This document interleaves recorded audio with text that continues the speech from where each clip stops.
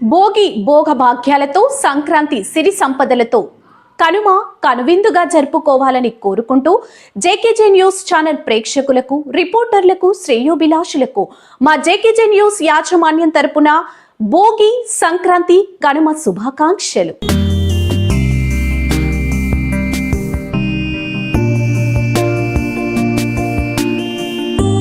పేద ప్రజల సంక్షేమమే సీఎం రేవంత్ రెడ్డి ప్రజాప్రభుత్వ లక్ష్యమని భూపాల్పల్లి ఎమ్మెల్యే గండ్ర సత్యనారాయణరావు అన్నారు. ఈ రోజు భూపాల్పల్లి నియోజకవర్గ షాయంపేట మండల కేంద్రంలోని రైతు వేదికలో ఏర్పాటు చేసిన Kalyana Lakshmi CM relief fund చెక్కులు పంపిణీ కార్యక్రమంలో ముఖ్య అతిథిగా పాల్గొన్నారు.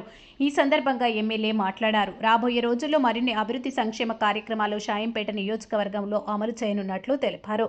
ఈ కార్యక్రమంలో పలువురు ప్రజా ప్రతినిధులు, అధికారులు, వివిధ గ్రామాల సర్పంచ్లు, కాంగ్రెస్ నేతలు పాల్గొన్నారు. ఉపయోగపడతాయి.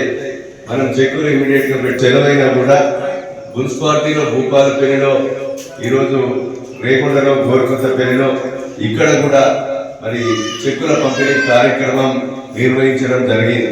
చెక్కులు రాగానే తెల్లారి మనం డిస్ట్రిబ్యూషన్ చేస్తున్నాం. ఈరోజు సీఎం రిలీఫ్ చెక్కులు కూడా ఇది 5 నెలలు అవుతుంది ఎన్నికై 26 సార్లు మేము సీఎం రిలీఫ్ చెక్కులను ప్రతి నెల మనం అందిస్తూ వస్తున్నాం. అంటే 13,900 మందికి సీఎం రిలీఫ్ చెక్కులను ఏదైతే కేసులు డబ్బులు పెట్టుకొని మాకు బిల్లులు ఇస్తే మరి ముఖ్యమంత్రి నిధి నుంచి ఆర్థిక సాయాన్ని అందించడం జరుగుతుంది. ఇంకా కూడా ఆర్థికంగా డబ్బులు పెట్టుకోలేని స్థితి ఉండి ఆరోగ్యశ్రీల కవర్ కాకపోతే నిమ్స్ హాస్పిటల్ నుంచి ఎస్టిమేట్ చేస్తే ఎల్ఓసి కూడా మీకు అందజేయడం జరుగుతుందని సందర్భంగా మీకు తెలియజేస్తున్నా.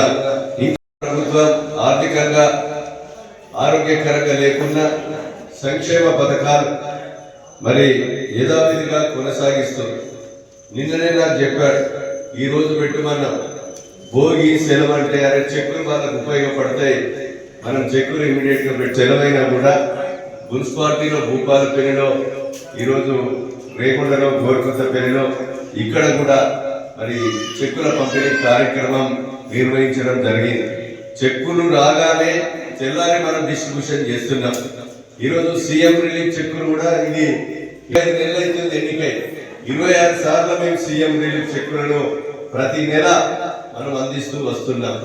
అంటే 13,900 మందికి సీఎం రిలీఫ్ చెక్కులను ఏదైతే కేసులు డబ్బులు పెట్టుకొని మాకు బిల్లులు ఇస్తే మరి ముఖ్యమంత్రి నిధి నుంచి ఆర్థిక సాయాన్ని అందించడం జరుగుతుంది.